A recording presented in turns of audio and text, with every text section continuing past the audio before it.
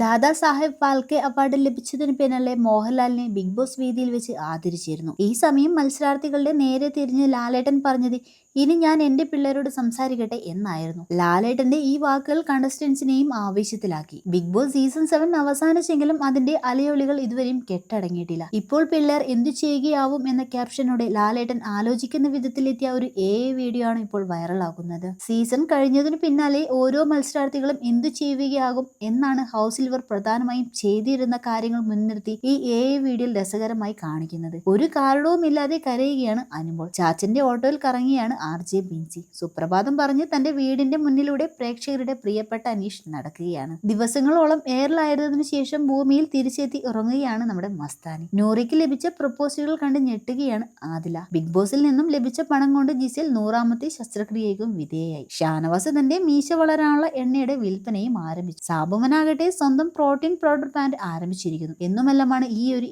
വീഡിയോയിൽ കാണിക്കുന്നത്. ആദിലയും നൂറയും ലാലേട്ടന്റെ വീട്ടിൽ അദ്ദേഹത്തോടൊപ്പം ഇരുന്ന് ഉച്ചഭക്ഷണം കഴിക്കുകയാണ്. സുരേഷ് ഗോപിയുടെ സിനിമയ്ക്കായി പഞ്ച് ഡയലോഗ് എഴുതുകയാണ് നമ്മുടെ ഒനിൽ. അക്ബറും ബിന്നിയും ഇപ്പോഴും ഒരുമിച്ചിരുന്ന് കുത്തിത്തിരിപ്പ് പ്ലാൻ ചെയ്യുകയാണ്. 3 പാർട്ടുകളായി പങ്കുവച്ചിരിക്കുന്ന ഈ ഒരു വീഡിയോ ലക്ഷക്കണക്കിന് പേരാണ് ഏതാനും ദിവസത്തിനുള്ളിൽ കണ്ടു കഴിഞ്ഞതും.